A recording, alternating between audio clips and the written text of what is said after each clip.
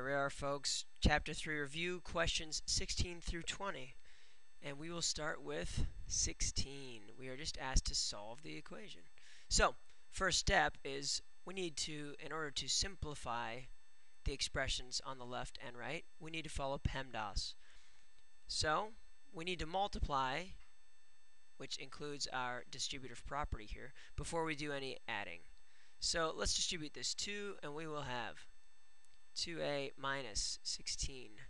You still have plus 7 equals, and then let's distribute this 5a plus 10, and you still have minus 3a minus 19. Now let's start by combining our like terms. Of course, you can see on the left side, these two guys are the same, and on the right side, we have 5a and negative 3a, and we have 10, and we have negative 19. So simply start combining. 2a, negative 16 plus 7 is negative 9, or some of you like to write this as plus negative 9, and that equals 5a, this is a plus a negative 3a, so 5a plus negative 3a is 2a, and you have positive 10 plus a negative 19, so that would be plus a negative 9. What are you noticing? Okay, the left side of the equation and the right side are exactly the same. Please pick a number and plug it in for a.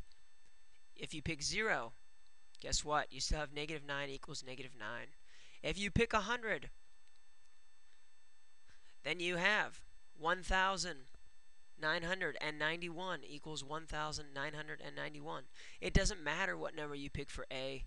The left and the right are always going to equal each other. Therefore, the answer is all real numbers. Or sometimes we say there are infinitely many solutions. All real numbers. On to 17. Simply to solve, we need to get all the x's to one side. Since this is a negative 1x, I'm going to add 1x to both sides. That way, I'm only left with, these guys cancel out right here, I'm only left with 4 equals 2x plus 6. Let's keep going. Let's subtract 6 on both sides. And I should start crossing these things out. Those guys cancel out. 2x equals negative 2. And then to solve for x, all we must do is divide by 2. So x equals negative 1. Once again, that guy checks. That's the brilliance here. We can check our answers. We can know that we are correct before we turn in our test. On to 18, folks. The left side, there's nothing that we can simplify here, but on the right side there is. So let's distribute. 5n plus 7 is equal to 7n, 7 times n, plus 7 times 1 is 7, minus 2n. And then there are, as you can see, there are like terms on the right side, 7n and negative 2n. So all we have to do is combine those guys. So 5n plus 7, and I am taking this step by step. By the way, this can be plus negative 2n. You guys like to do that. 7 plus negative 2 is 5n plus 7. And oh my gosh, I gave you another one. Look, both the left side and the right side are exactly the same. Therefore, our answer is the same as in 16. All real numbers. Remember, if you came up with, let's pretend you eliminated your variables and you're working on a different equation, and you came up with a false statement, so the left side does not actually equal the right side. Like maybe you'd come up with 4 equals 7. If you encounter a situation like this, then keep in mind there are no numbers that you could plug in for the original variables that would make this statement true. And we would say there are no real solutions, or no solutions. Okay? Please make sure when you encounter all real numbers or no solutions that you go back and you do the problem again just to verify that you did do everything correctly. Because there's no other check for that. All right? When you get a regular number as an answer, you can check that. But for all real numbers and no solutions, you cannot. All right, on to 19.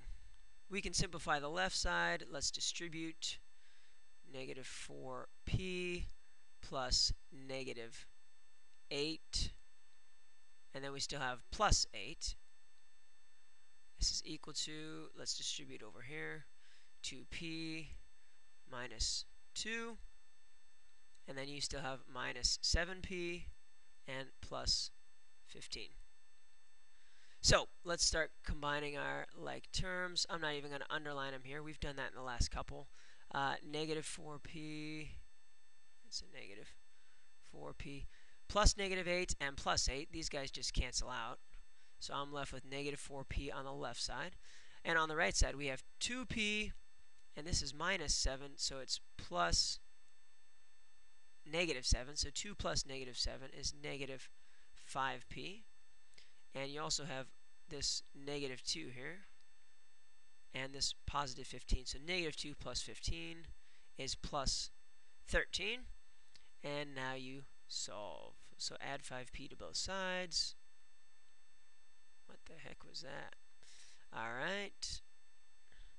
Negative 4 plus 5 is just 1p. They made it easy on us. Our 5 and our negative 5p's cancel out. And we're left with p is equal to 13. Folks, I'm on fire. That one is also correct. It checks. All right, and on to 20 finally. Please solve this. A divided by b times x minus c equals 0 for x. We are trying to isolate the variable x. So this is an equation. Please solve for x. So, what I'm going to do first is, remember, a, b, and c, they're just numbers. Okay, so treat this like a normal equation, treat this like a fraction, and treat this like minus any number. So to get x by itself, we first have to eliminate this guy, this integer right here. So I'm going to add c to both sides. So we're left with a over b times x equals c. And the last step to isolate x is to get rid of this fraction. The fastest way I know how to do that is to multiply by its